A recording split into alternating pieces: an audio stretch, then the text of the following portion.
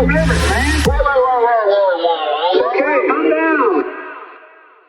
Both of you have been actively calling for the release of Dr. Hussam Abu Safiya, who was kidnapped by Israel. Ben, I know that you've met other doctors who were tortured. Can you share with us what they shared with you? Yeah, I mean, I don't even know where to start, to be honest. The volume is insane. But I had done 2 months ago, I had started to do a study where I was interviewing medical students, in large part to learn what their experiences have been and how it's disrupted their medical education. Part of that interview process, it was about 20 medical students at various levels of medical school at the Islamic University of Gaza and the Al-Azhar University. I asked them sort of to describe the experiences that had disrupted their medical school education. And what I heard back was absolutely horrific. One example was a male medical student in his final year of medical school. He had been abducted during one of his rotations. He was held by the Israeli military, and it was about a week before one of his final exams. He was having, anxiety about the fact that he wanted to finish this clinical rotation. So he said to one of the guards, "Look, I really don't want to be here. I want to go back to my rotation. I'm not a terrorist. I'm a medical student. I have to go. I've been dreaming my entire life to be a surgeon." And the very next thing was the soldier shot off both of his thumbs. I've seen pictures of both of his hands. This is a medical student that I taught a couple of years ago. And both of his thumbs have been shot off so that he can never practice surgery again. This is the depth of the depravity. Another man I saw, I was in Rafah for part of my time in March, and I was serving at a hospital that did predominantly reconstructive surgery for orthopedic injuries. And one of the men I saw, he had been working in a hospital in central Gaza as a physician. That hospital was bombarded and then subsequently invaded by Israel. He was instructed to leave, but he insisted that he had to stay to care for some of his patients who were unable to leave. He was instructed to strip at gunpoint, which he did with 2 of his colleagues who were similarly instructed to do the same. And he stood against a wall. When he asked, "I'd like to use the bathroom, can I please go to the bathroom?" he was told, "No, you have to use the bathroom where you stand." And so for what was initially hours and then was over 2 days, he stood against a wall with 2 of his colleagues completely naked, urinating and defecating on the floor immediately next to him. At the end of this time period, one of the guards came in and said, "Okay, you can go see your patients now." He wasn't allowed to dress, but he was seeing his patients while completely naked, and his patients are children. So this was a pediatrician who was instructed to round on his pediatric patients while completely naked. It's absolutely disgusting. The only reason I saw this man is that he was eventually displaced south. On his journey south, he had no access to his medications, which included insulin. So he was very, very sick when he arrived in the south. He'd taken no insulin for 4 days. And he had a wound on his heel, which was so deep that he ultimately needed a skin graft, which is why he was at the hospital that I was serving at. This is an experience that I was able to actually corroborate because one of the other physicians who was held at gunpoint with him in the room was also in the same hospital that I served at. It's absolutely disgusting that these things happen. And I wish I could say it's rare. I was there for only a few weeks. And, legitimately, I was horrified by hearing this. And yet the Palestinian doctors I was rounding with were not shocked at all. This was something that they witnessed every single day. Another gentleman I saw wasn't a healthcare professional, but he was actually a farmer from the central area of Gaza. And he had been abducted by Israel. His hands were tied very, very tight, and his ankles were also tied together very, very tight. He had deep wounds around his wrist that were so deep I could actually see his wrist bones. He had what's called osteomyelitis, which is an infection of the bone because they were tied so tight. He also had a very large wound on the back of his hand. It was probably, I would say, probably 1.5 inch diameter hole in the back of his hand. And again, it was so deep I could actually see the bones and ligaments in his hand. Now, my practice in Canada, and even doing humanitarian work, my work is predominantly doing chronic diseases. I don't do a lot of surgery. Like, I'm not involved in surgical procedures. So that was a pattern of injury that I hadn't seen before. And I made the mistake of asking him how he got that wound. And I asked him that while there were Palestinian doctors around me, and I should have known not to ask it because it was traumatic what happened next. He had to describe to me what had happened. And what had happened is, by his hands tied, they were never released. And every time he was moved from one location to the next, his feet were pulled up and he was dragged. And ultimately, when he tried to sleep, he would sleep like this. So again, putting pressure on the back. Or when he was pulled, he would drag, and the back of his hand, the skin would be pulled off as he was dragged from one place to the next. And ultimately, he had so much skin had been forced off the back of his hand that he actually needed a skin graft on the back of his hand. And I wish I could say this was rare. I wish I could say, oh yeah, this is something I saw once in Gaza. These types of injuries, everyone who was in custody that I spoke to, whether a physician or a non-physician civilian, every single one of them described some form of torture. And me and Ben didn't talk about this before, and we went to Gaza at different times, and we were at different places in Gaza. And hearing him now, it's almost like he heard the doctors that I spoke to that had been assaulted and abducted. I mean, they're describing the same thing. And the last thing I'll mention, and you talk about what happened to Dr. Adnan, that case, it wasn't covered in Western media, but everybody in Gaza knew about it. And that sort of reverberation of that sort of indignity that you're being treated with, that humiliation, even the idea of being stripped naked, was something I heard the healthcare workers talk about who hadn't been abducted yet. And we're talking about, like, we don't want to go through that, like that humiliation part of it. So I think the downstream effect is really, really terrifying. And it's a very insidious thing, that pattern of behavior that Ben's talking about. So you're saying that it's discouraging people from like sticking around or treating patients? Well, I was at Al-Aqsa Hospital, and I remember one of the doctors who left when there was like some threat, and there was the hospital had been struck. And when he came back, some of the other doctors said, "How could you leave? Why did you leave?" He said, "Look at what they're doing to us." Yeah. This is, and he would talk about these examples, and Adnan Al-Bursch had not been killed yet. So this was like, it's like a well-established fact. It's like there is no respect for healthcare workers or hospitals. There is no line that won't be crossed. And so that's something that sticks in the psyche of many people in Gaza. Everybody wants to live with dignity and respect. And in Gaza, in that society, with the values that Palestinians have, that we care about, the last thing you want is to be on your knees or to be asking for help or sticking your hand out. And for this to happen to a prominent orthopedic surgeon like Dr. Adnan Al-Bursch, somebody who everybody knows, to see that sort of violation take place, I mean, it's stuck in everybody's head.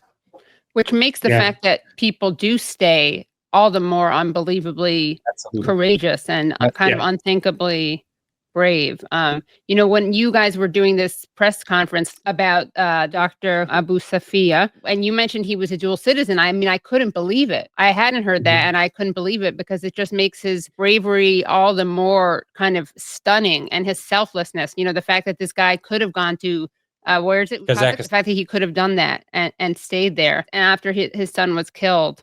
I just want to, speaking of the Adnan Al-Bursch, who again was the doctor who we knew was kidnapped, people didn't know where he was, and then he was in State Taman, by the way, and that's also, in addition to the rape cases there, that's one of the prisons that B'Tselem, the Israeli human rights organization, they also called part of a network of torture sites. Yeah, that's right. Yeah. But I just want to show people how the New York Times reported. I mean, I guess it's in a way, wow, I can't believe they even reported on it at all. But here's how they reported on his death, which again, we know was basically following torture and sexual abuse. A Gaza doctor has died in Israeli custody, Palestinian groups say. Israel has not offered an explanation for the death of Dr. Adnan Ahmad Al-Bursch, chief of orthopedics of Al-Shifa Hospital, 4 months after he was first detained. So honestly, I mean, the standards are so low that I was kind of shocked that they even reported on it. But of course, it's also disgusting that this is how they report on it. Typical like passive voice exonerating Israel. He magically died with no Israeli input or Yeah. I mean, I think it's important to actually say that, we start the clock on October 7th with regards to targeting of healthcare professionals and hospitals, and that's wrong. I think it's really important to know this is not a new tactic. Right. This strategy is longstanding. I mentioned Hammam Allo, who was killed, but a week after he was killed, Rafat Labad was killed. He was the head of internal medicine at Shifa Hospital. The person that he replaced had actually also been targeted and killed by the Israeli military in 2019. And the reason I bring up 2019 is that's when the March of Return protests were. I attended the March of Return protests as a medic, and I was only there a couple times, but realistically, when I was there, I saw snipers shoot children in the head, like 40 yards from me. You witnessed it. Okay. I mean, I knew it happened, but I testified to the ICC in 2019 about what I saw. And, in addition to seeing children being shot in the head, I saw healthcare workers be shot in front of me. One of them, my team put a tourniquet on her leg while she herself was attending and caring for someone who had been shot by a sniper. Instructive to that is the United Nations actually had an independent report on the March of Return protests. And that independent report stated that Israel committed war crimes, but that they intentionally killed and aimed and used sniper fire against unarmed protesters, people who were handicapped, children, healthcare providers, reporters. This is not new, right? Like this is something that they have done before, targeting healthcare professionals. And I saw it with my own eyes in 2019. So the fact they're doing it now, I think it's a reflection of the impunity with which Israel has been offered by protection from the United States and their other allies for years. Right. One other thing I want to mention that I didn't share about this New York Times article is, in addition to its headline, here's another gem from the article, which is that it said he had been detained for national security reasons. So, as if that's a plausible reason. And I actually want to ask you about this. I mean, I feel conflicted about asking about it, but it's important because people are so propagandized about this. People are just saying, well, he was part of Hamas, or he was this, that, the other. He was a terrorist. He had done this. First of all, that doesn't give you the right to torture and someone. Like, what is your response to that claim? Kitty, that's so garbage. I mean, it's such absolute garbage. Yeah. That they throw out there. For example, Dr. Hussam, again, they raided the hospital, they detained him, they questioned him, and they let him go because he's just a pediatrician. So these excuses are so flimsy. Me and Ben have been to Gaza.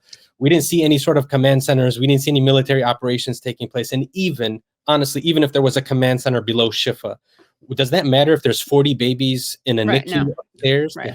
And so, like, these are people who spend a lot of time. It's very hard to become a doctor out of Gaza, and me and Ben can both attest to that. It's really hard to become a doctor. It's really hard to specialize, and so they spend so much time doing that. And now, all of the sudden, when you're killing a bunch of them and abducting a bunch of them, to just say national security, it's really garbage. And it's something that has been used. And I love that Ben brought up this point. It's like this pattern of attacking hospitals, healthcare workers. It's not new. The Israeli military has normalized this, and they've been doing it for a long time. And even, with my own family members, just going back to the first Intifada, you just say national security, and you can easily lock somebody away for 6 months and keep renewing that detention every 6 months, every 6 months. And suddenly people are losing 5-10 years of their lives under these national security sort of, the label. And they get out, and it's like, oh, you're just releasing these terrorists just back, you're just letting them go. Yeah. So it's just, it just doesn't hold any water. These claims about healthcare providers being Hamas, or hospitals being used by terrorists, they've been around for more than a decade. Since at least 2008, Israel has argued that armed groups are using hospitals, and yet healthcare providers who've been there have never seen it. Right? There's been probably a dozen independent investigations looking into this, starting probably with the 2009 Goldstone report, and subsequently, there's reports after 2012, after 2014, after 2019, after 2021, after 2022. There's one even in 2024, more recently, after the genocide started. All of them have found exactly the same thing, that there's no evidence that hospitals are being used for terrorist activities. The problem is, Israel has so effectively controlled the narrative that it's essentially feeding into anti-Palestinian racism, claiming that, well, Palestinians are terrorists. And it's so effectively created that narrative that saying that a hospital is a hotbed of terrorism is actually believable with absolutely no evidence. And in fact, not only no evidence, but evidence to the contrary. Right. What we've seen is that, as an example, the Turkish Friendship Hospital in Gaza, this was the only hospital that was being used for chemotherapy and radiation treatments for adults with cancer in Gaza. That hospital was taken over, bombarded, and then used as a military site by Israel. That is against international humanitarian law. They are not allowed to do that.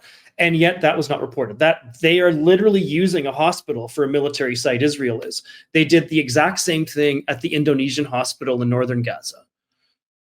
So, you know, it's really hard when you're thinking about the fact they're coming forward with these arguments, and yet they themselves are doing it. And we know that they're doing it. And the exact opposite is being reported. And often they'll say a claim, it's believed, and then maybe they'll they're forced to acknowledge it's not true, and by then it's out of the headlines and everyone's already absorbed it. That's right. That's a good point. You know, I was at Nasser Hospital, and the Israeli military put a tweet that a rocket was fired from the compound while I was there 24/7, and there was never any rocket. And I actually recently went back and found that they deleted that tweet. So there's never any explanation. Right. They raided the hospital, they abducted a bunch of people. Never any explanation for it. It's just kind of the, you know, business as usual. Right. But I mean, just one example is that they did that with Shireen Abu Akleh, right? They said That's that right. she had been killed by a Palestinian. They released video, and of course it wasn't true. And then the U.S. was like, "Oh yeah, it may have been done by Israel," but by then it was out of the news.